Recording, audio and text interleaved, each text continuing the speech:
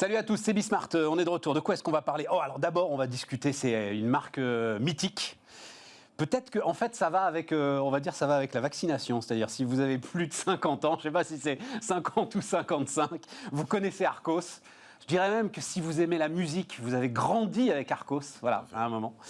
Et donc, je l'espère, en tout cas pour vous, vous êtes vaccinés, sinon faites-le, c'est un devoir citoyen. Je referme la parenthèse.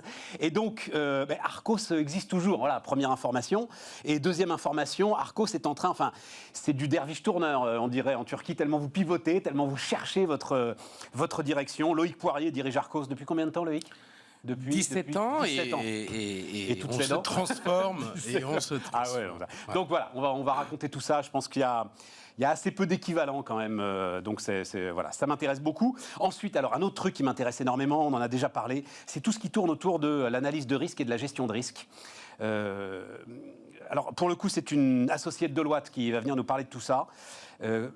Comment est-ce qu'on peut encore gérer les risques en entreprise quand on est passé à côté de la pandémie globalement? C'est un peu ça la question, voilà, la grande question. Donc on discutera de tout ça et de la façon dont tous ces gens-là réfléchissent. Et puis ensuite, comme on le fait régulièrement, Jean-Pierre Petit, le président des Cahiers Verts de l'économie, et on fera un point complet sur la macroéconomie. On soldera aussi, ce qui nous ramènera à la tech, la semaine du Bitcoin ou les derniers 15 jours du Bitcoin.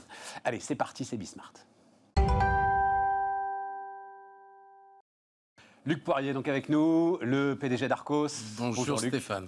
Je le disais quand même, enfin d'un mot, mais sacrée histoire. Donc Henri Croas, fondateur historique d'Arcos, oui. Et parmi les premiers baladeurs MP3 sur le marché au monde, je dis pas de bêtises. C'est ça, 2001, au monde. 2001, voilà, c'est ça, au 2001, 2001. Et depuis 2001, c'est plus de 20 millions de produits que nous avons commercialisés. Du baladeur, vous êtes allé assez... Vous étiez déjà dans l'aventure Arcos, vous, à ce moment-là? Tout à fait. From day one, vous êtes dans l'aventure Day two. 2003. 2003. Et la première facturation était en 2002, oui. La première facturation? Oui. Oh, c'est marrant, ça. La première facturation. Et donc, du baladeur assez légitimement, le portable, la tablette.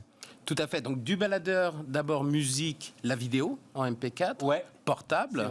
C'est vrai. Là, on est en 2004 jusqu'à 2007. Puis la tablette Android, 2007 jusqu'à 2013-2014, mais qui continue toujours. Puis le téléphone portable, la maison connectée.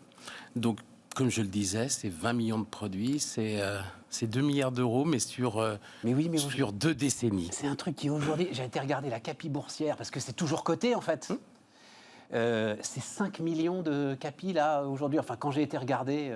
Elle était de 5 millions il y a 20 ans, elle est montée à 400, elle est redescendue à 20, elle est remontée à 300, elle est redescendue à 30, elle est remontée à 300, donc on en est à la 4e fois. Mais bon. Où on retombe à 5 millions. Mais c'est... Avec même pas, en fait, je ne savais même pas. Mais merci de le prendre comme ça. Stéphane, c'est comme pour vous, c'est une renaissance. Mais ouais, non, mais c'est ça, évidemment. Mais c'est ça, puis c'est ça, enfin, c'est ça qui est bon, quoi. Non, voilà, tout à fait. C'est qu'on aime. Tout à fait. Mais des cours de bourse à 0,0 quelque chose, j'en avais encore. J'avais vu les penny stocks, c'est quelque chose, les 0 quelque chose, mais le 0,0. Eh bien, le 0,0. Donc, nous avons fait appel à du financement alternatif. C'est évident. Donc, on a eu, comme je le disais, nos 2 milliards sur 20 ans. On a eu nos 20 millions de produits. On s'est heurté il y a 1 an et demi, 2 ans à une concurrence sauvage des Chinois, les Huawei, les Xiaomi, et des produits qui étaient subventionnés par l'État chinois. BBK Holding, qui détient Oppo, Vivo et OnePlus, est 100% détenu par l'État chinois. Pas facile de se battre. Et donc là, depuis 2 ans, ce qu'il nous fallait faire, c'était plusieurs choses. Se réorganiser à nouveau. Donc, c'est pas se chercher, mais se transformer. Il fallait également nettoyer notre bilan. Donc, nous avons restructuré une dette auprès de la Banque européenne d'investissement qui n'est plus là aujourd'hui. On a levé 25 millions d'euros, mais c'est évident qu'avant de prouver et pour lever 25 millions d'euros, il fallait faire appel à du financement alternatif, c'est-à-dire du financement dilutif.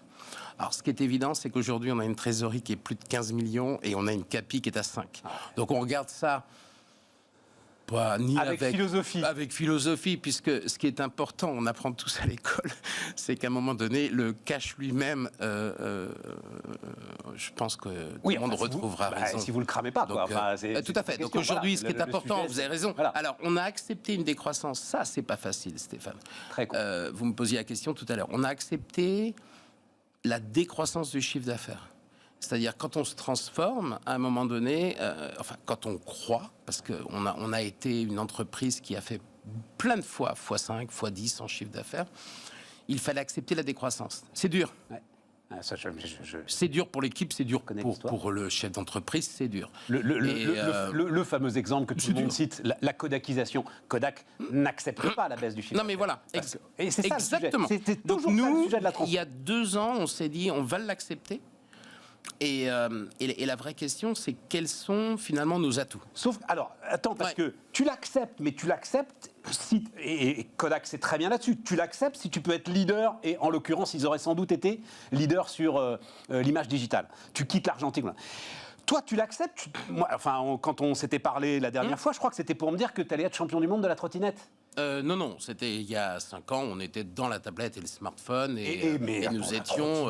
Alors des déclarations d'ailleurs visionnaires, je dois avouer, me disant la trottinette, ça va être une explosion, ça va être un truc de dingue. Il n'y a plus de trottinette, là, c'est fini.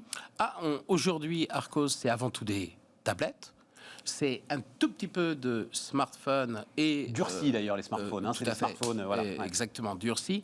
Ce qui est évident, c'est que les métiers où il y a un besoin en fond de roulement important, comme les trottinettes, c'est des métiers où on n'ira pas, et on n'ira pas aussi parce que nos atouts, c'est ce que j'allais expliquer, ne sont pas là. Nos atouts, c'est la créativité, vraiment amener des produits sur le marché, de l'industrialisation propre, et il nous fallait, et à la question, est-ce qu'on peut être numéro un? La créativité, c'est des hommes, la créativité. Bien sûr.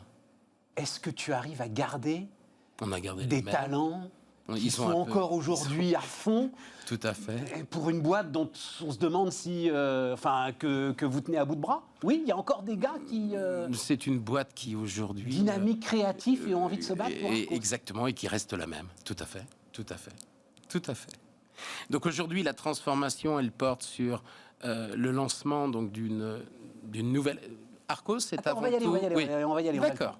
Le sujet, c'est, j'ai l'impression que depuis 10 ans, 20 ans, 15 ans, en fait, vous essayez de courir devant les Chinois et qui vous rattrapent systématiquement. Et je voyais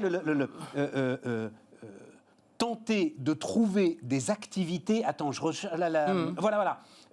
Tenter de trouver des activités qui soient justement pas copiables par l'industrie chinoise.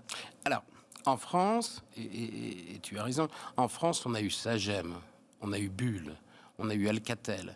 Ce sont des sociétés qui n'ont pas couru après les Chinois, mais Sagem ou Alcatel en B2C, se sont fait rattraper. Bull ou Zenith se sont fait rattraper et ont arrêté l'activité qu'on appelle électronique grand public.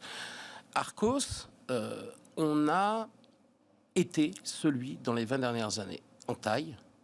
On peut regarder le chiffre d'affaires des jeunes pousses d'aujourd'hui, les De Vialet et autres, mais en taille, on a été l'entreprise qui a effectivement pendant 20 ans bataillé.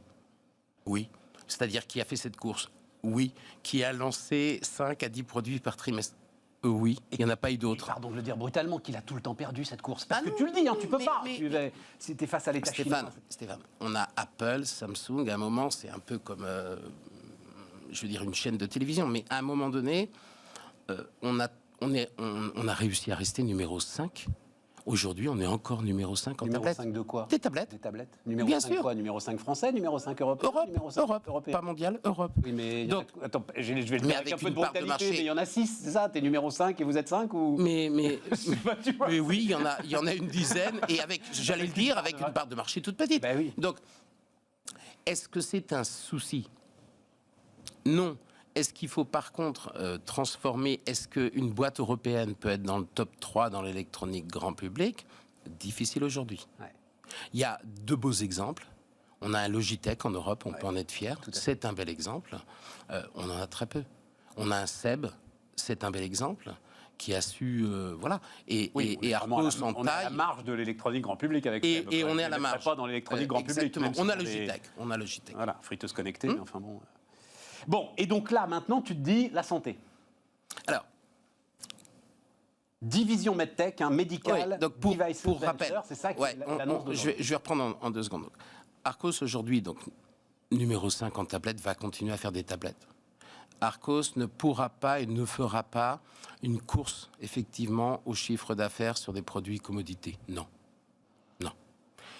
Arcos a pris une participation majoritaire dans Logic Instruments il y a 5 ans, qui aujourd'hui se porte très bien en B2B. Alors c'est une taille qui n'est pas très importante, c'est une 12aine de millions d'euros, mais qui fait des produits personnalisés pour les grands comptes. Dans cette activité B2B, on a de la croissance et on va faire de la croissance externe pour continuer, pour en faire un bel intégrateur européen. On a toutes les compétences pour ce faire. Donc ça, c'est la partie B2B. Et effectivement, dans ce qu'on appelle la MedTech, en fait, c'est à la rencontre des SAT, des sociétés d'accélération de transfert de technologie. Ce sont les organisations qui financent les projets des laboratoires de recherche français. Ouais. À la rencontre de ces SAT, on a rencontré les chercheurs. Et les chercheurs, en France, ont des protos où il y a du hardware. Ils ont 10 ans de recherche, ils ont des études cliniques. Ils ont fait tout le travail au niveau du logiciel et de l'écosystème du data mining. Et ils n'ont pas d'industriel. Ils ont besoin d'industriels et d'accès au marché. Et alors, ils ont en face d'eux des pépinières, ils ont des incubateurs à la station F, mais ils n'ont pas d'industriels agiles comme nous, qui sommes des gens qui exécutent, qui travaillent et qui ne sont pas des grands groupes. Et donc, en rencontrant, et en France, on a à peu près 150 projets MedTech dans ces laboratoires, souvent dans les CHU. C'est-à-dire au cœur de APHP, des hôpitaux de Paris par exemple, on a ces produits. Et ces produits ont été vus, pensés par des chirurgiens. Ce pas des produits qui sont faits par des start-upers. Exemple, rentrons dans le premier, là, donc d'Extreme. Donc le premier, c'est l'INSERM, c'est Sainte-Anne. C'est séquelles d'AVC. Tout à fait. Ça fait du monde. On est accident vasculaire. Voilà, c'est à peu près 15 à 20 millions. Pour essayer de retrouver de la dextérité, c'est ça. Tout à fait. Donc c'est issu de Sainte-Anne. Donc chercheur Pavel Lindbergh à Sainte-Anne, c'est un produit de neurorééducation. Voilà. C'est-à-dire qu'en fait, quand on est en post-AVC, pour retrouver l'usage de la main, c'est pas de l'orthopédie. Il faut vraiment que le cerveau recontrôle la main pour regagner de la dextérité. Donc là, on a de la technologie, puisqu'on a des capteurs de force extrêmement précis, qui sont de 1 gramme en précision, super précis. Avec vos doigts. Voilà, tu as ce qu'on appelle le séquence tablette aussi. Exactement. Voilà. Donc c'est la tablette. On est devant la tablette et on est capable d'avoir un protocole clinique qui est soit à la maison, soit chez un ergo, un kiné ou dans un centre de rééducation. Là, il y a le potentiel. Donc, alors j'ai été surpris d'ailleurs, je pensais que c'était plus de monde que ça grâce à votre communiqué de presse. C'est 10 millions de personnes qui, dans le monde, souffrent de séquelles d'AVC. Je pensais vraiment que c'était plus que ça. C'est un peu plus. Et c'est un peu plus, ouais, voilà. Mais, non, mais c'est un peu plus, c'est 16 millions. Mais sur des éléments comme ça, tu crois... Alors, parce qu'on est là quand même sur quelque chose qui est... c'est une niche dans la niche. La dextérité manuelle avec l'AVC. Et tu crois qu'en multipliant comme ça, parce que j'imagine l'idée c'est de multiplier les investissements comparables à Dextray, on peut retrouver une rentabilité qui va ramener à Arcos la dimension qu'elle avait. Tout à fait. Quand on crée une start-up comme ça, on a les produits qui ont été pensés depuis plus de 10 ans dans les labos. On a les chercheurs qui sont associés au capital de ces startups. Et toi, tu as quoi? Nous, Arcos, nous, Arcos, on est actionnaire majoritaire déjà, et nous, on est celui qui industrialise le produit. Voilà, c'est ça.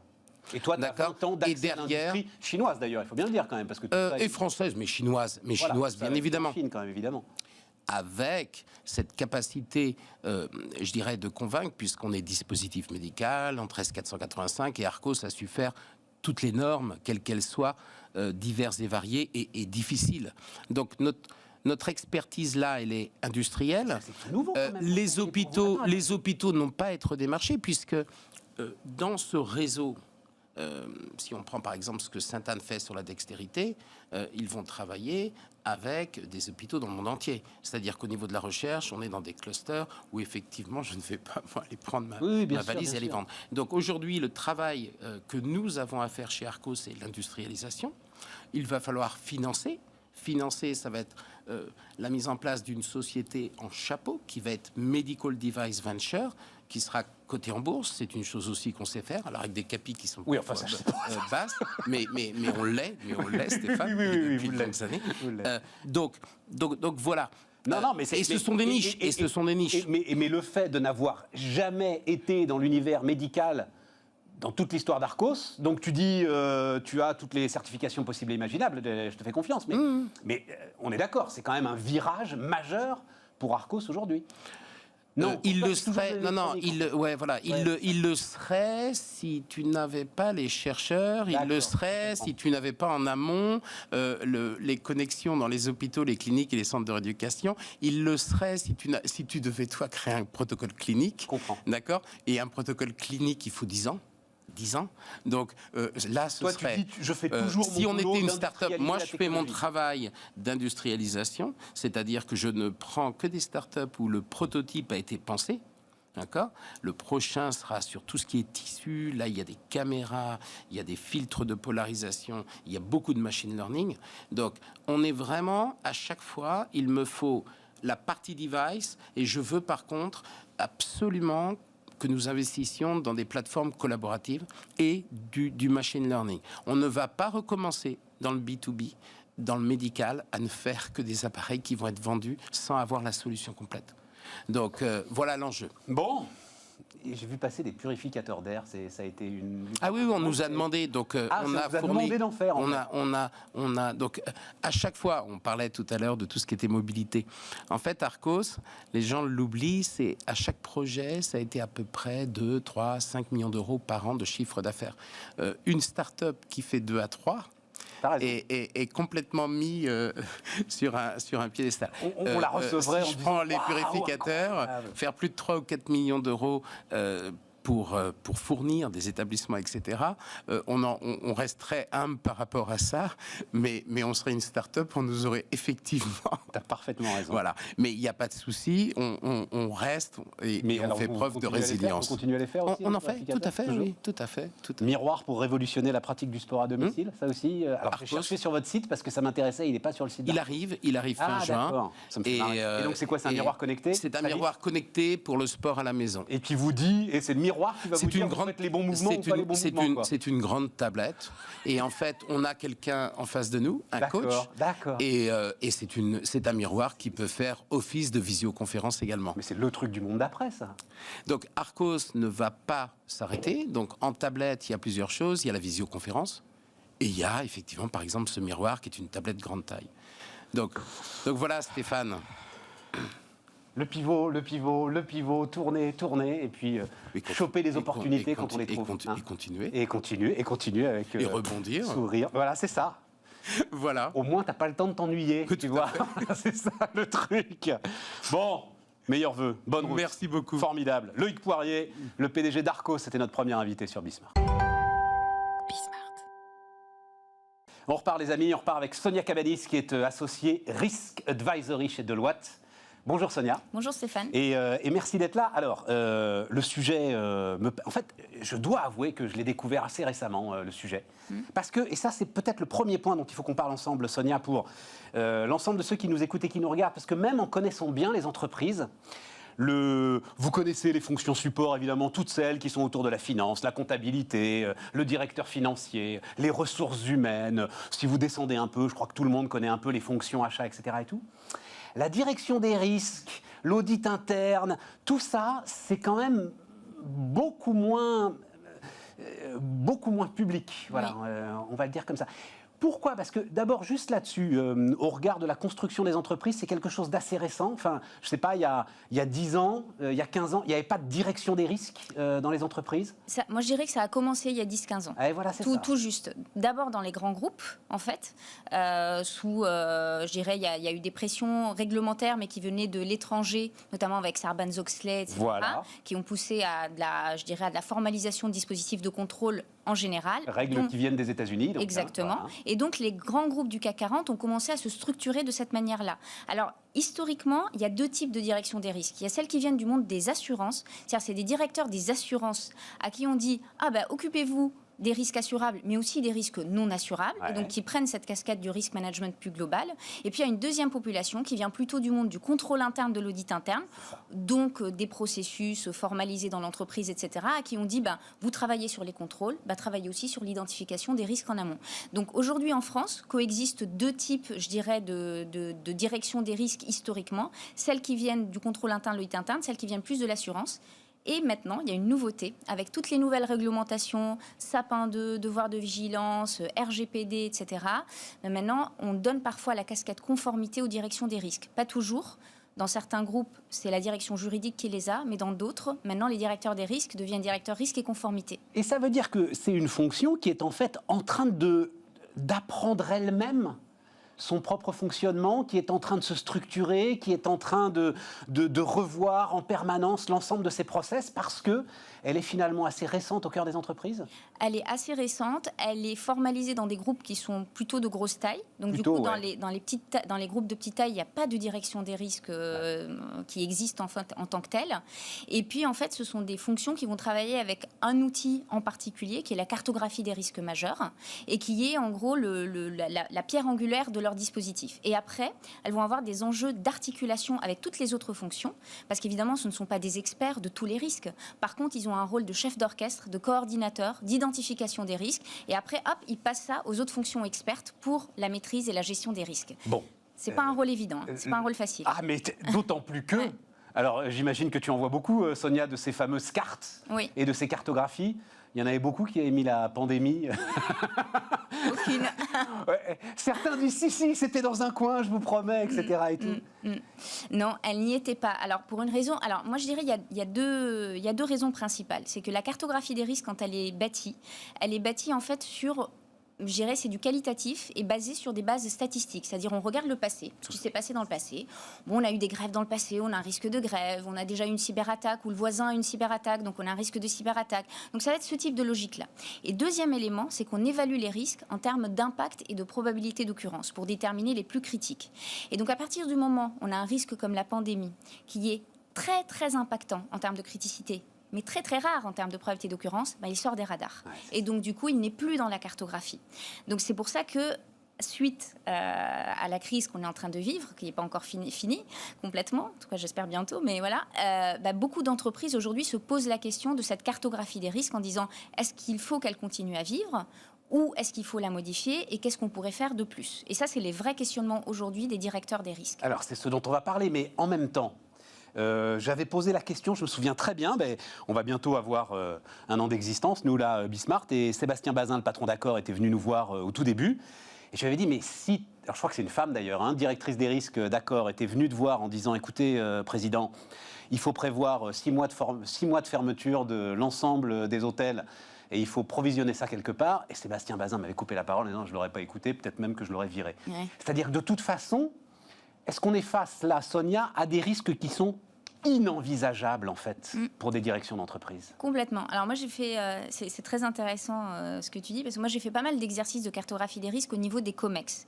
Et dès qu'on leur sort un scénario un peu extrême, en fait, le COMEX vous dit, et ça m'a marqué, mais attendez, on n'a qu'à simuler la chute d'un astéroïde sur notre usine. C'est ça, voilà. C'était ça, les réactions. Pendant que vous y êtes... Voilà. Et maintenant, ils n'ont plus ce type de réaction-là, parce qu'ils se disent, il y a des risques quand même très peu probables, extrêmement impactants, ce qu'on appelle les signes noirs dans le jargon des directeurs des risques, qui peuvent survenir, et il faut quand même s'y préparer.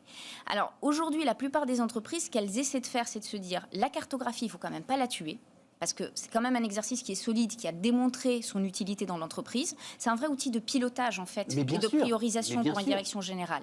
Après, il n'est peut-être pas, c'est pas le bon outil pour identifier ces risques extrêmes. Donc, pour travailler sur ces risques extrêmes, il y a certains groupes, par exemple, qui ont mis des démarches d'identification des risques émergents, par exemple, où elles vont capter des informations du marché en interne, etc., pour essayer d'imaginer le futur. Il y en a d'autres qui nous parlent carrément de cartographie des signes noirs. Alors, mais c'est un non-sens, ça, par définition. Alors, moi en fait, c'est exactement ça. Moi, mon avis par rapport à ça, c'est de se dire, c'est très bien d'essayer d'identifier quelques scénarios extrêmes, pourquoi pas. Mais par contre, ce qui est important, c'est pas tant de passer beaucoup de temps sur cette identification, qui in fine ne va pas nous aider tant que ça en fait sur ces scénarios extrêmes, mais c'est plutôt travailler sur la résilience, c'est-à-dire s'assurer que notre entreprise est assez résiliente pour absorber un choc, quelle que soit sa nature. Plus on est résilient et plus on est préparé au niveau de nos processus, plus on pourra résister à un choc. Alors, on ne sera pas jamais préparé à 100%, mais au moins, on aura cette capacité de résister sur le court terme, d'un point de vue trésorerie, survie, entre guillemets, financière de l'entreprise, sur le moyen terme et même sur le long terme par rapport à des changements de modèle, d'attente des consommateurs, de changements sociétaux, etc. Et c'est vraiment ça le point critique aujourd'hui et la difficulté que vont avoir les directeurs des risques, c'est comment j'articule les deux. Ma cartographie classique, à laquelle tout le monde est habitué dans l'entreprise, et puis l'exercice un peu plus prospectif, qu'il faut plutôt rattacher à la gestion de crise et à la continuité d'activité, mais avec une vision beaucoup plus stratégique. Et la difficulté, elle est là, c'est que jusqu'à maintenant, la crise, la continuité, c'était plutôt un sujet de techniciens, d'experts.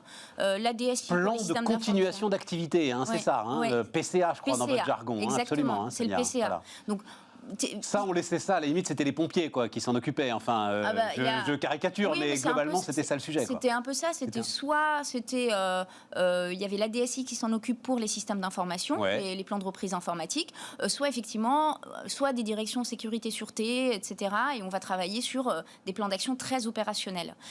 Et donc l'idée, c'est qu'aujourd'hui, ces dispositifs de gestion de crise et de continuité d'activité, là, ils sont dans la ligne de mire des dirigeants des entreprises.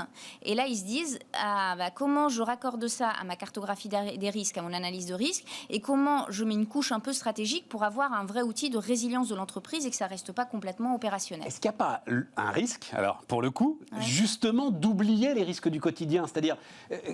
Oui, de se focaliser sur, justement, tiens, et au fait, la chute d'astéroïde, tu l'as pas mis, là, sur notre usine Céveso. Oui. Mais là, et d'oublier, en fait...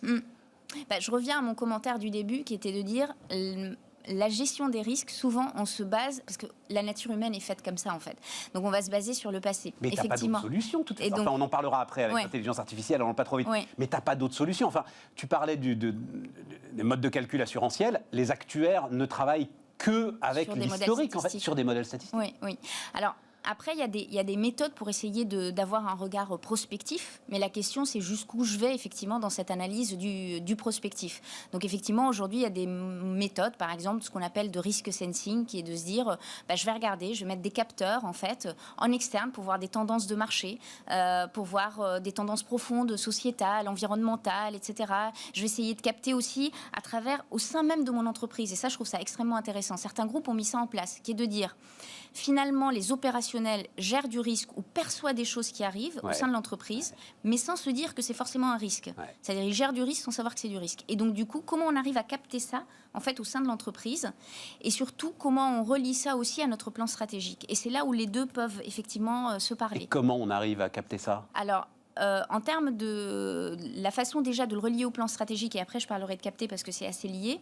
Donc déjà par exemple dans certains groupes ce qu'ils font c'est qu'ils se disent voilà j'ai mon plan par exemple moyen terme que je mets en place, je demande à chaque pays, à chaque région de me remonter son plan moyen terme que je vais consolider dans une stratégie groupe par exemple. Je demande à mon patron de pays ou à mon patron de région en plus de lister en fait l'ensemble de son budget, de son plan stratégique sur les 5 ans à venir, de me lister en face les risques qui pourraient empêcher la réalisation de ce plan stratégique et les mesures. Et vraiment sur sa région précise, son activité, etc. Et son activité. Et les mesures que lui, il mettrait en avant. Qu'il mettrait en avant. Donc du coup, en fait, rien qu'en faisant ça, notre fameux patron de région, il va se dire faut que je mette à jour ma cartographie des risques, il faut que je fasse une analyse un peu prospective pour savoir ce qui se passe. Oui, c'est ça. Donc ça, c'est le premier élément. Après, le deuxième élément pour continuer, donc ça, on arrive déjà à capter des éléments par ça. Et une deuxième façon de capter, c'est effectivement en identifiant des indicateurs. Des indicateurs qui normalement ne sont pas des indicateurs de risque, mais qui peuvent nous donner des tendances. Je prends mon exemple très basique, mais si vous prenez un indicateur comme le taux de turnover, si vous l'analysez d'un point de vue risque, en fait, et pas simplement d'un point de vue RH, etc., vous pouvez peut-être capter des choses qui sont en train de se passer. Voilà. Si vous allez voir votre commercial et vous lui demandez de vous remonter certains KPI sur certains éléments en laissant une zone vide de commentaires sur le comportement des consommateurs, etc., ce commercial qui est en contact avec les clients, il va identifier des choses que la direction de la stratégie ou la direction des risques dans leur tour d'ivoire n'ont pas forcément vues. Et ça, c'est critique et important. Ce qui colle en plus, j'ai l'impression complètement, on en a parlé très très vite, Sapin 2, etc., compliance, mais aujourd'hui, en plus, il faut mettre en place de nouveaux indicateurs RSE absolument partout. Oui. Il va y avoir une demande de reporting de la part des actionnaires, des marchés, des parties prenantes qui va être très très forte. Ça va ensemble, j'ai l'impression, ça, complètement. Ouais. Alors aujourd'hui, déjà, il y a, pour les entreprises cotées, elles communiquent sur leurs risques. Et ça, c'est une évolution très importante. C'est-à-dire, il y a une évolution de la réglementation. Avant, vous retrouviez dans ce qu'on appelle l'URD ou l'ancien document de référence, donc qui est la publication des entreprises annuelle, vous allez retrouver une liste de risques, mais souvent c'était une liste un peu à la Prévert et des copier-coller d'une entreprise formelle, complètement pour dégager la responsabilité en fait. Exactement, c'est un peu plus ou moins écrit par des juristes. Ouais. Voilà. Notice de médicaments. C'est un peu ça. Et aujourd'hui en fait, les recommandations sont complètement différentes et aujourd'hui l'exigence du régulateur est d'avoir une liste de risques en fait qui soit hiérarchisée, de risques nets, hiérarchisés. Donc à partir du moment où on dit ça, c'est-à-dire on peut plus dire, voilà ma liste. Et en plus, il demande des risques spécifiques et d'éviter au maximum les risques génériques. Et ça, c'est une attente très forte du régulateur.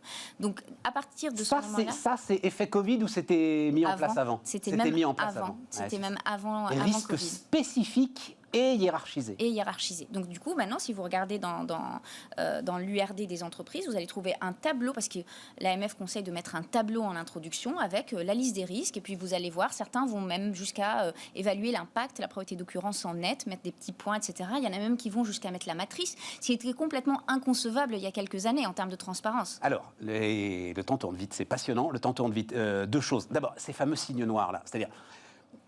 Par définition, ce n'est pas le risque à faible occurrence, c'est le risque inimaginable, c'est le risque inconcevable. Oui, c'est le risque effectivement complètement inconcevable ou très peu, voilà. Comment dire, Non, mais d'où ce que tu expliquais, c'est-à-dire la seule solution en fait, c'est la continuation d'activité. Parce qu'on ne peut pas tout identifier de toute manière. Voilà. C'est clair qu'on ne peut pas tout identifier. Alors après, sur cette partie Covid, il y en a beaucoup qui vous disent, dans les experts de la gestion des risques, c'est pas un signe noir, en fait, c'est un rhinocéros gris. Ouais. Et c'est là où il y a un débat d'experts parfois de se dire, finalement, est-ce qu'il était si inconcevable que ça, ou simplement c'était pas l'éléphant au milieu de la pièce, quoi, et que personne n'a voulu en fait voir, ou personne n'a voulu s'attaquer. Ou très exactement ce que j'ai entendu aussi, et ça, je trouve ça assez intéressant. Finalement, c'est pas la pandémie le sujet, c'est le fait que les gouvernements aient décidé d'arrêter l'économie. Ça, je pense que quand même, c'était pas un rhinocéros gris, ça. Oui, non, ça clairement. Le fait qu'à un moment, et dans le monde entier, quoi, on décide de dire ça. Dans le monde entier qui était complètement à l'arrêt. Intelligence artificielle, Sonia, qu'est-ce qu'elle peut changer et qu'est-ce qu'elle peut apporter justement à tout ce qu'on vient de se dire? Alors aujourd'hui, en fait, il y a deux choses. Alors, ce qui est intéressant, c'est qu'il y a déjà en fait les risques liés à l'intelligence artificielle. Ça, il ne faut pas l'oublier. Et ça, c'est des risques émergents et qui sont nouveaux, mais qui sont très importants. Ça peut être des risques éthiques, des risques d'interprétation de résultats, de biais qu'il peut y avoir dans les algorithmes, etc. Donc, si vous rentrez des données biaisées à l'origine. Donc, il faut déjà dérisquer l'intelligence artificielle avant qu'elle s'occupe des risques. Et après, en fait, on peut l'utiliser aussi en fait en dispositif effectivement de gestion des risques. Soit pour la pré-identification. Alors, ça reste encore, beaucoup plus dans le secteur financier, où ils tentent des choses. Dans le secteur industrie-service, ça reste encore, entre guillemets, assez spécifique. C'est tout ton sujet. C'est-à-dire que, comme tu dis, on regarde dans le rétroviseur. Ce que j'entends partout, je pense, le truc qu'on entend le plus souvent maintenant, c'est on ne peut plus regarder dans le rétroviseur, parce que dans le rétroviseur, il y a le Covid. C'est impossible, évidemment, de baser des effets statistiques là-dessus. Donc là, peut-être qu'il va y avoir une demande nouvelle autour de dispositifs d'intelligence artificielle, tu vois le truc comme ça? Petit à petit. Mais sur la gestion des risques, précaution. Ça y va. Il y a déjà des recherches qui se font sur le sujet. On travaille, nous aussi, sur des modèles pour nos clients, etc. Mais ça y va de manière progressive. Parce que ce n'est pas toujours évident aussi. C'est-à-dire, par exemple, je ne sais pas, si on prend, par exemple...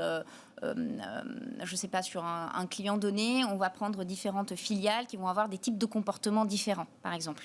Donc, on va faire des clusters en se disant, voilà, et puis on va définir des outliers, en fait, par rapport à des risques donnés, en disant, tiens, c'est bizarre, cette filiale qui devrait être dans ce cluster-là en termes de comportement, un comportement complètement aberrant. Donc, analysons, est-ce qu'il n'y a pas un risque spécifique, est-ce qu'il n'y a pas quelque chose qui est en train de se passer là, en fait. Et donc, ça, ce type d'analyse, ça commence, mais ce n'est pas du tout évident et ce n'est pas du tout facile à mettre en place. Il y a beaucoup de clients qui travaillent sur le risque de fraude là-dessus, par exemple.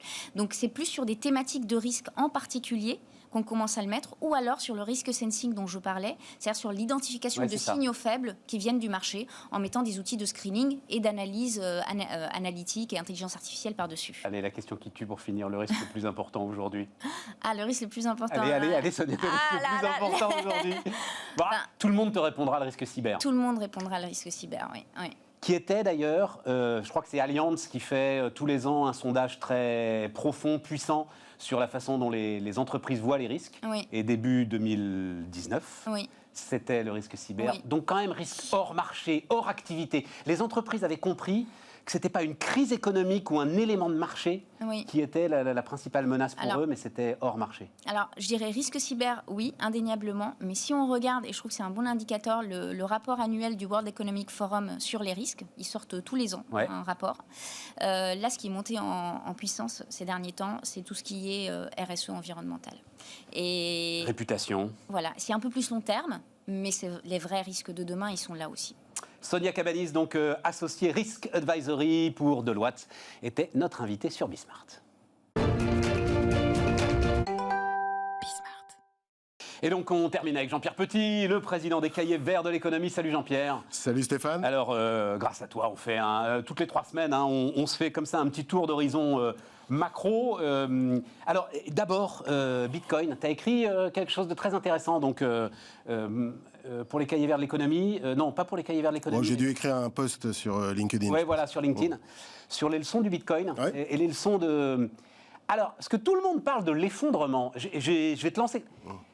Moi, j'ai l'impression qu'en fait, le Bitcoin, là, vient de gagner une forme de lettre de noblesse en tant qu'actif. C'est-à-dire qu'il n'est pas redescendu à la cave.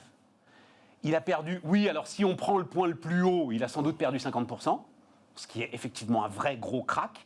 Mais là, ça y est, il s'est stabilisé. On ne s'est pas retrouvé avec une valeur négative, tu vois, du Bitcoin. Vas-y, dis-moi un petit peu. Il l'avait déjà trouvé l'an dernier, sa valeur institutionnelle d'actifs. Voilà, c'est le mot que je cherchais. Voilà, puisque on avait vu des enquêtes qui avaient été menées par Fidelity, on a eu l'attitude de BlackRock, d'un certain nombre de grands investisseurs institutionnels qui commençaient à ouvrir en fait encore des comptes ou des actifs indexés sur le Bitcoin ou sur les crypto-monnaies d'une manière générale. Donc il y avait déjà une forme d'institutionnalisation. Et donc ça veut dire que ces gens-là, quand ils ouvrent, ils ont des objectifs de prix en fait, c'est ça Non, ils n'ont pas des objectifs de prix. Les particuliers qui souscrivent prennent le risque, fondamentalement. Mais les investisseurs institutionnels qui ont une gamme de produits financiers très élargie, actions, produits obligataires, de taux, etc., ils ont ouvert, matières premières, or, etc., ils ont ouvert des actifs pour la première fois. Parce qu'avant 2020, fondamentalement, c'était des hedge funds. Ouais, Goldman en parlait, puis il ne le faisait pas. Il ne le faisait pas. Alors, question, je vais préciser ma question, Jean-Pierre. Est-ce que tu penses qu'à partir du moment où BlackRock, par exemple, ouvre un produit Bitcoin à ses clients, quelque part, il se dit qu'il va falloir qu'il aille le défendre de temps en temps pour que ça ne s'effondre pas trop? Par définition, s'il l'a ouvert, c'est qu'il considère que...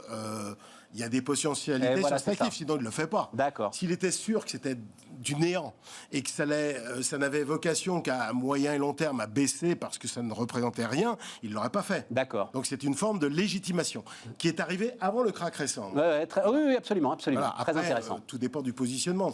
Mais ça peut expliquer la stabilité que le Bitcoin a retrouvée autour des, j'en sais rien, je ne regarde pas tous les jours, mais 30 000 $, quoi, c'est dans ces eaux-là, 30 000 $ à peu près. Encore que de toute façon, si tu veux, parce que j'ai eu beaucoup de questions de la part d'investisseurs pour savoir si un krach aussi élevé pouvait avoir des conséquences systémiques au niveau mondial. La réponse est non. Oui, non. C'est justement petit comme capi. Oui, enfin, c'est monté à 2500 milliards $, quand même. Alors, tu me dis, c'est petit, oui, c'est 2,5% de la capitalisation boursière mondiale. Ouais. Donc oui, mais enfin, il faut quand même vérifier un peu, parce que ça montait tellement vite. Et les investisseurs institutionnels, ils sont pas trop dessus. Enfin, ils sont arrivés là en 2020, en fait, fondamentalement. Et donc là, du point de vue systémique, c'est mieux. Et il n'y a pas eu de dette massive. Il y a eu quelques cas sur les plateformes. On voit qu'il y a des gens qui spilent là-dessus, qui s'endettent. Mais c'est micro, si tu veux. Tout à fait. Bon, il y a je pense qu'il y a quelques milliers de gens qui sont raides, probablement, mais fondamentalement, c'est pas un problème systémique. Alors, par contre, ce qui est intéressant dans cette affaire, c'est qu'on a appris tout un tas de choses quand même sur le Bitcoin, qu'on savait déjà plus ou moins. C'est que c'est pas du tout un actif refuge contre le risque inflationniste. Voilà. C'est d'ailleurs pas un actif refuge contre le risque dépressif non plus, puisqu'en mars... C'est pas un actif refuge. C'est pas un Point. Voilà, exactement.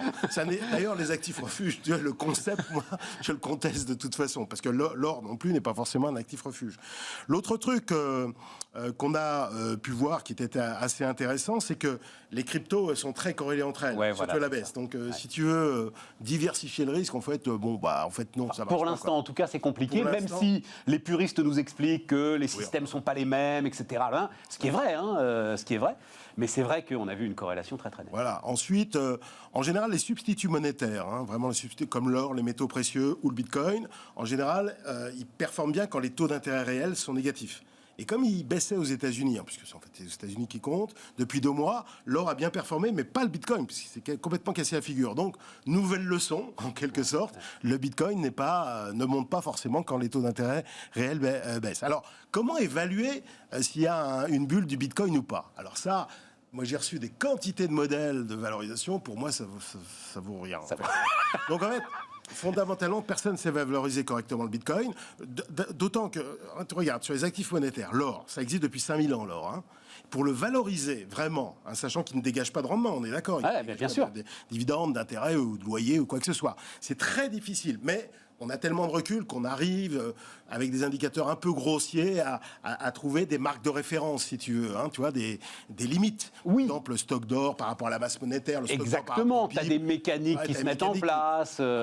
Sur les cycles longs, pas sur le cycle court. En fait, sur les cycles courts, pour l'or, c'est le taux d'intérêt réel, fondamentalement, et puis le risque géopolitique, le risque exogène, en gros. Voilà. Mais sur le bitcoin, rien.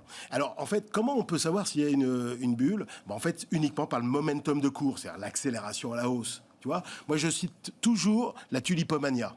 La tulipomania, alors ça remonte à la nuit des temps. Ah oui, mais ça exaspère les tenants du bitcoin, ça, qu'on compare aux tulipes néerlandaises du XVIIe siècle. Oui, mais ça fait rien, non, mais c'est juste pour la comparaison en termes de momentum de cours. Ouais, enfin, ça les exaspère. Moi, je voudrais juste rappeler que les tulipes, elles servent quand même à quelque chose. C'est-à-dire la décoration. Pour l'instant, le bitcoin, non, mais je veux pas provoquer, mais voilà. Ils aiment pas qu'on plaisante, ils sont tendus en ce moment. Non, ils sont assez tendus, ouais. Ça fait 5900% en 3 ans. Et rien que sur les 4 derniers mois, sur les 5900%, tu as fait 2200%. Tu as une accélération. Les bearish capitulent, même les bullish sont surpris. Tu vois, c'est comme dans les bulles boursières. Les bearish, c'est ceux qui jouent à la baisse, voilà, je traduis. Voilà. La bulle boursière de 1929. Voilà. Il faut savoir que sur 21-29, en moyenne, tu gagnes 26% l'an, ce qui déjà est en soi un peu débile. Mais sur la dernière année, 3 septembre 1928, 3 septembre 1929, tu sais combien tu gagnes? 60. Donc en fait, tu as un phénomène d'accélération. Mais dis donc, là, ce que tu dis m'inquiète un peu pour le marché action en général. Là. On retrouve ton momentum. Il a baissé récupéré d'une baisse très importante. Il a baissé de 34% entre février et mars 2020. Il a baissé en 2018 aussi. De toute façon, après, sur la prime de risque, etc., on n'est pas dans les niveaux. La prime de risque était négative en 29, donc pour te rassurer, voilà. Il y a ça. Non, mais il y a d'autres leçons aussi. Musk, l'intervention de Musk est intéressante. Alors d'abord, moi, j'ai rien contre ce personnage, mais enfin, il y a quand même des limites. Je veux dire, la manipulation de cours, ça devrait aussi concerner des actifs comme celui-là. Et là, il y a un vrai sujet. Et il y a un sujet régulatoire. Et à mon avis... Mais ils veulent pas de la régulation. Si les bitcoiners te disent qu'il faut... Ah bah oui, mais alors là, pour le coup... Mais la Chine a déjà répondu, elle se contre... Déjà que c'est quand même un peu compliqué d'acheter leur logique libertaire. Si en plus, ça se met avec la République populaire de Chine, sachant qu'il y a... les 2 tiers des miners sont là-bas. Moi, j'ai eu un dialogue avec des fans de Bitcoin, investisseurs, professionnels. Ouais, voilà, des gars qui vraiment sont dedans. Qui croient quand même au Bitcoin. J'aurais dit, mais franchement... Vous croyez que la République populaire de Chine va accepter un vrai concurrent au renminbi, alors qu'elle contrôle ses mouvements de capitaux en sortie, et qu'elle craint d'ailleurs qu'à travers le bitcoin, il y a des sorties frauduleuses, soit dit en passant, qu'elle veut internationaliser le renminbi, vous croyez qu'elle va accepter un régime non démocratique va accepter que le renminbi soit concurrencé par un actif qui sort de nulle part? Et la réponse, elle a été là, comme sur la tech d'ailleurs. C'est la grande leçon, c'est le pouvoir régulateur de la Chine. Tu veux dire que de la même façon qu'ils ont régulé la tech, régulé Alibaba, enfin régulé Jack Ma, voilà, oui, Jack Ma, ils ont régulé. Absolument. Enfin, j'ai pas dit que leur pouvoir était absolu, etc. Mais ils ont précédé les États-Unis là-dedans. Et ça, c'est extrêmement important. Et puis il y a un dernier point qui peut amener aussi un plafond de verre. mise en avant par Musk, c'est évidemment les conséquences éventuellement négatives sur les thématiques environnementales à cause du mining. Si jamais, parce que ceux qui investissent quand même dans le Bitcoin, c'est les millenniums, c'est-à-dire les gens qui sont vraiment les jeunes, les gens qui sont vraiment très très sensibles à la thématique environnementale. Donc si jamais il y a un vrai sujet environnemental, parce que la question est controversée. Oui, allez, on va pas rentrer là-dedans. Je vais pas rentrer là-dedans, mais j'entends les arguments de ceux qui disent que c'est quand même, enfin comment dire, il y a beaucoup de systèmes D, on va dire ça comme ça. Beaucoup de fermes à Bitcoin sont effectivement installées dans des endroits où ils récupèrent de l'énergie qui sinon de toute façon partirait dans le réseau, ne servirait à rien. J'ai pas d'opinion définitive là-dessus, mais ce que je pense, c'est que ça c'est une thématique qui peut porter un coup d'arrêt, au moins l'accélération, comme le régulateur. C'est pour ça que c'est intéressant, indépendamment de la hausse ou de la baisse, si tu veux. Et puis moi, il y avait quand même des signaux que j'avais alertés en février sur un certain nombre de segments des marchés de capitaux qui commençaient à devenir assez exubérants. Il y avait les fonds ESG, les énergies renouvelables aussi, ça commençait, les fonds IPO et SPAC, et puis j'avais mentionné le Bitcoin. Et il a fini par corriger. Voilà. Les SPAC, c'est le prochain ? Le SPAC, c'est déjà pas mal. Alors, mais un mot, parce que tu le disais, c'est donc retour de l'inflation, pas retour de l'inflation. Donc on a eu, là, ça tombe bien, les prix à la consommation, zone euro, 2% au mois de mai. Mais 0,9% si on exclut les prix de l'énergie. Tu es comme les banquiers centraux. C'est pas le sujet. C'est l'Amérique. Tu dis, tu es comme les banquiers centraux. Tu dis c'est transitoire. Oui, alors, sauf qu'il faut bien se mettre d'accord sur le transitoire, si tu veux. Sur le niveau et sur le transitoire, la durée. Parce que le transitoire, ça peut dire 1 mois ou 2. Moi, je pense que ça va être un peu plus long que ça, quoi, tu vois. Ça va durer 6, 7, 8 mois. Voilà. Du fait des pénuries, notamment. Du fait des pénuries et de l'accélération de la demande aussi. Parce que oui, voilà, c'est ça. Il y a l'accélération de la demande, plus les goulets d'étranglement dans les semi-conducteurs, dans les matériaux, d'un certain nombre de matériaux, notamment les matériaux de construction. Il y a la problématique du fret maritime qui a explosé. Alors, je l'ai déjà dit, mais le sujet des industriels en France aujourd'hui, pour avoir discuté avec un certain nombre d'entre eux, et notamment avec leurs directeurs financiers, maintenant, c'est vraiment passer les hausses de prix. C'est-à-dire qu'ils ont pris des coûts de fabrication qui ont augmenté pour certains. Enfin, on voit sur les prix de l'acier, par exemple, c'est du 50-60% pour des rouleaux d'acier. Il faut maintenant les passer dans les prix de vente. Et c'est là que va se jouer quand même pas mal de choses, et c'est là que c'est compliqué.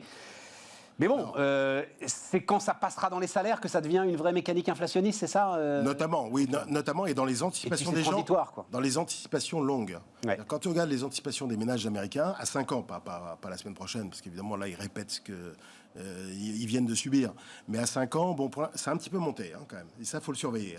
Parce que le mécanisme inflationniste, c'est un mécanisme qui s'auto-alimente par les anticipations, et qui s'étend à tous les biens et services. Ça veut dire quoi ? Ça veut dire qu'on a quoi comme comportement ? Comment est-ce que... tu commences à anticiper... Donc tu commences en fait à acheter... Voilà, et tu commences à vouloir te protéger contre les hausses de prix futures.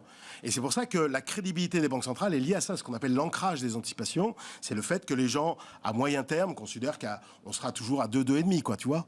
Et donc là, il n'y a pas de sujet. Et là, on a eu 4,2 pour l'inflation générale, on a eu 3 pour l'inflation sous-jacente aux États-Unis. Au bout de quand même 10 mois de sortie de récession, c'est ce qui est le cas, c'est rare d'avoir un niveau aussi élevé. Alors il y a des phénomènes purement ponctuels, quand tu vois que les voitures d'occasion ont progressé rien que sur le mois de 10%, tu te dis, ça n'a pas progressé tous les mois, c'est simplement à cause des pénuries, des problématiques des constructeurs automobiles. Tout à fait. L'hôtellerie, 7% sur le mois, si tu veux. Bon, alors, y a les billets d'avion, plus de 10%, donc tu vois, tu as des chocs qui vont pas durer. Quand tu regardes l'inflation médiane et pas la moyenne, parce que la moyenne, si tu veux, tu prends toutes les pondérations. La médiane, celle qui coupe la part des prix des biens et services en deux, elle est beaucoup plus basse. C'est-à-dire qu'on voit qu'il y a des effets purement sectoriels, micro, si tu veux, plus que macro. Donc pour l'instant, il y a les effets de base, parce que les prix l'an dernier étaient très bas. Bien sûr. Et si tu neutralises les effets de base, tu peux prendre des séries sur 25 ans, tu vois, au lieu de prendre le mois d'avril 2020, tu prends des mois d'avril sur 25 ans, tu vois que l'inflation est beaucoup plus basse. Enfin, tu as tout un tas de choses qui peuvent permettre de penser Qui t'amène à quelle conclusion, toi, justement ? T'amène à quelle conclusion ? C'est que les tensions vont durer un peu plus longtemps et vont être un peu plus fortes que ce que pense le consensus. Le consensus Bloomberg pour l'inflation générale aux États-Unis est à 3,3. Moi, je suis à 3,7, tu vois, je suis un peu plus haut. Je pense que ça va être un petit peu plus embêtant pour la Réserve fédérale, un petit peu plus embêtant pour les marchés. Après, est-ce qu'on va... Voilà. Non, mais un petit peu plus embêtant, c'est une question fondamentale quand même, parce qu'on n'oublie pas qu'il y a toujours... parce que...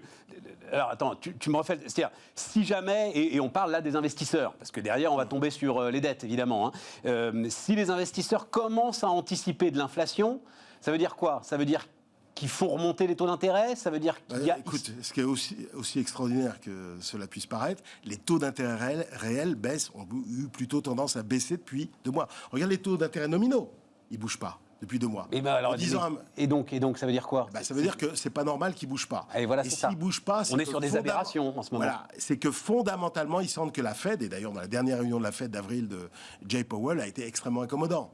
Et là, il est un peu sous pression, parce qu'il a 2 problèmes. Enfin, il a 3 problèmes. Il a l'inflation, la croissance réelle à 10, à mon avis, donc les créations d'emplois vont être massives, et les marchés d'actifs assez élevés. Alors ça ne fait pas officiellement partie de son mandat, mais de fait, il regarde. Donc il va être sous pression. La prochaine étape pour la Réserve fédérale, c'est le tapering.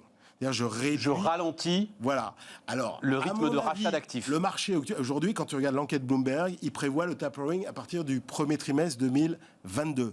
À mon avis, ça va intervenir avant, parce que la Fed n'a pas le choix. Et c'est là où il va falloir qu'on s'accroche un peu au bastingage, quoi. Ça va pas être la fin du monde. Non, mais c'est pas la fin du monde. Mais c'est quand même, voilà. Parce que on s'en fout de la zone euro. Moi, je veux te ramener dans la zone euro, parce que dans notre zone euro, là... Non, mais pour les marchés, ce qui compte, c'est... Oui, mais pour nous, pour nos dettes, pour l'équilibre du pays, pour tout ça, pour l'euro, pour la monnaie... Les taux, on bouge pas. Non, mais t'as nos amis bataves, là, nos amis allemands, ils vont commencer à redonner de la voix, quand même. Tes fameux copains, là, tes fameux... les intégristes. Ça va venir. Non, je crois qu'ils ont perdu la bataille depuis longtemps, je crois. Tu crois qu'ils... Regarde ce qui se passe en Italie. Regarde Draghi. Draghi, il fait exactement l'inverse de ce qu'on demandait à l'Italie il y a 7-8 ans. Draghi, chef d'État, chef de gouvernement de la 3e puissance de la zone euro, il fait une relance. Il fait une nouvelle relance budgétaire et il se contrefout de... Et bien sûr. Donc ils ont perdu là-dessus. Mais la Banque centrale néerlandaise. Non, mais ça n'empêchera pas un certain nombre d'hérétiques, d'intégristes monétaristes de revenir sur le tapis là-dessus. Mais je pense que c'est trop tôt pour la zone euro, quand même. Un mot, parce que ça t'intéresse. Rivalité chinoise, enfin un mot, on y reste 6 minutes, donc on a le temps d'en parler. Oui. Autour de Taïwan. Oui, parce qu'on parle beaucoup de... Parce que c'est un sujet... Oui, je pense que... Qu'est-ce qu'il y a de récent, ce sujet, pour toi? Parce que Taïwan est le grand vainqueur de Covid. Ah oui, il ne faut pas l'oublier. Tu sais quelle a été la croissance annualisée de Taïwan au premier trimestre? 13%. Quelle était dans les grands pays d'au moins 20 millions d'habitants? Mais les États-Unis, c'est combien la croissance annualisée premier trimestre? 6,5. Non, mais l'année dernière, on va prendre 2020, dans les pays de plus de 20 millions d'habitants, quelle était la meilleure performance? Taïwan, 3,1%. Elle dépasse la République populaire. L'année dernière, ils ont élu une présidente anti-République populaire. Mais tous les présidents de Taïwan sont anti-République populaire, plus ou moins. Elle est particulièrement. D'accord. Elle est particulièrement. Donc, en fait, c'est une forme de détermination de la part des Taïwanais. Je veux dire, c'est la 26e puissance mondiale, Taïwan. En termes de niveau de vie, c'est 3 fois le niveau de vie moyen de la République populaire. Et c'est le numéro 2 dans les semi-conducteurs, grand gagnant de Covid, et avec un gros potentiel. Je crois que sa part de marché sur tous les produits de semi-conducteurs, ça doit être 17%. Donc, dépasse très largement la Chine.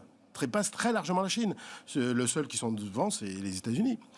Donc, alors, on le précise, parce que vous n'êtes pas obligé non plus d'être familier de la géopolitique et de Taïwan et de la Chine. La Chine populaire considère que Taïwan est une propriété, appartient à la République populaire de Chine, que c'est un régime sécessionniste illégal qui aujourd'hui occupe Taïwan. Et donc, la Chine revendique toujours, au moins pour la forme, de rattacher Taïwan à la République populaire de Chine. Je dénie complètement tout le thème de guerre froide. Je veux dire, guerre froide, ça ne veut rien dire. La thématique guerre froide, tout le monde parle de guerre froide sino-américaine. Enfin, ça ne veut rien dire. La guerre froide entre les États-Unis et l'Union soviétique, ça n'a rien à voir. Oui, mais c'est... Non, mais mais j'ai lu ton papier, c'est intéressant, parce que tu dis, par exemple, et ça c'est très intéressant, tu dis, la Chine n'a aucune... velléité idéologique. Absolument. Voilà. Et personne dans le monde développé ne se revendique du modèle chinois. Absolument. Alors il n'y a pas de parti communiste représentant l'Union soviétique, il n'y a pas d'intellectuel d'ailleurs. Il n'y a pas d'intellectuel favorable à la Chine. C'est pour ça qu'elle est obligée de mettre le paquet Elle est obligée probablement de financer des influenceurs, des médias, etc., pour dire du bien de la République populaire. Mais quand tu regardes dans les enquêtes d'opinion, au contraire, Covid-19 lui a coûté. Sa popularité a baissé. Oui, non, mais là-dessus, c'est très clair. Voilà. Et n'empêche que tu peux avoir quand même une confrontation qui n'est pas une confrontation militaire entre les deux blocs économiques les plus importants aujourd'hui, et qui a pris quand même avec Trump une dimension qu'elle n'avait encore oui, mais c'est plutôt bien, c'est quand même plutôt favorable à la concurrence. De ce point de vue, il n'y a pas de monopole. J'ai pas de doute là-dessus. Voilà. Mais non, quand tu dis guerre froide, ça veut dire que tu ne penses pas qu'elle peut dégénérer en un incident. Tu ne peux pas avoir les missiles de Cuba avec la Chine. Voilà. Non, mais parce que quand on dit guerre froide, il ne faut pas oublier qu'il y a eu des guerres chaudes. Il y a la guerre du Vietnam, la guerre de Corée, la guerre d'Indochine. Il y a eu des multiples coups d'État, révolutions en Amérique latine, en Afrique, en Asie, etc. C'était très chaud. C'est vrai. C'est pas froid. C'est faux que c'est froid. C'est vrai. Et là, il n'y a pas une seule manifestation de guerre chaude aujourd'hui.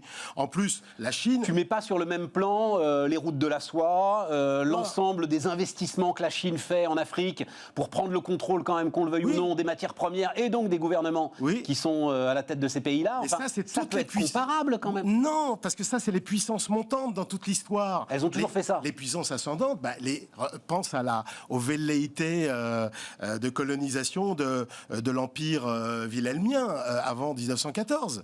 L'Allemagne attaquait la France sur le Maroc, etc. C'est normal. Vrai. Puis je ne parle même pas de toute l'histoire du Royaume-Uni au 19e siècle. C'est la loi de l'histoire. Par contre, l'Union soviétique, elle dominait un bloc, l'Europe de l'Est, plus plein d'autres pays en Asie, en Afrique, et elle empêchait ces pays-là de participer à la croissance. Alors, c'était un nain économique et commercial et financier. C'était une puissance militaire et idéologique. Point barre, l'Union soviétique. Revenons sur Taïwan. Oui. Pourquoi est-ce que tout à coup, ce sujet qui est là, donc depuis, je ne voudrais pas dire de bêtises, 1949, pourquoi est-ce que tout à coup, il deviendrait préoccupant ? Parce que, quand même, la Chine a pris conscience de sa puissance. Ouais. Et tu vois, on parle de Xi Jinping, mais même si c'était gouverné par Gandhi, si tu veux, ou François Hollande, si tu préfères, je veux dire, la Chine serait un peu plus agressive. C'est la loi de l'histoire. Alors là, avec Xi Jinping, depuis la fin 2012, il a été officiellement proclamé patron en mars 2013, je veux dire, il prend moins de gants que ses prédécesseurs. Il affirme, il assume d'une certaine manière sa puissance. Donc vis-à-vis de Taïwan, il y a un petit risque, si tu veux. Un risque un petit peu plus élevé qu'avant, puisque d'une part, Taïwan est le grand vainqueur de Covid et puis a de très très bonnes performances macro aussi, d'une manière générale, même antérieurement, et que les États-Unis ont fini par quand même se retirer du monde. Avant Trump, Obama a commencé avec la Syrie, avec la Libye. Mais il se retire du monde pétrolier, il ne se retire pas de Taïwan, il ne se retire pas du monde pacifique. Afghanistan, il n'a rien fait pour sauver les Kurdes. Quand les Iraniens ont attaqué l'Arabie Saoudite, il ne les a pas soutenus. Donc en fait, il se retire du monde. Et est-ce qu'il est capable... Alors sur Taïwan, je suis d'accord. Pour l'instant, sur la forme, les deux, Trump et Biden ont été très fermes, mais est-ce que la Chine va pas vouloir tester quand même cette détermination? Et ça, moi, à mon avis, tel que je vois les choses, c'est pas tellement une question de force militaire, parce qu'il n'y a pas photo entre la Chine et l'OTAN. La Chine, c'est un quart des dépenses militaires de l'OTAN, donc c'est pas le sujet. Mais la Chine s'en fout de ça. Elle prétend pas contrer le Pentagone. Comme tu l'as dit tout à l'heure, sa puissance, c'est la dépendance par la dette, dépendance par la technologie, et dépendance vis-à-vis des produits rares. Les batteries électriques, les minéraux, ces machins-là. C'est comme ça qu'elle avance ses pions. Voilà, c'est tout. Mais c'est une voie quand même fondamentalement qui reste compatible avec la paix. Oui, mais on va regarder Taïwan. Je pense. On va regarder Taïwan. Merci Jean-Pierre. Jean-Pierre Petit, donc les cahiers verts de l'économie. Et nous, les amis, on se retrouve demain. À bientôt.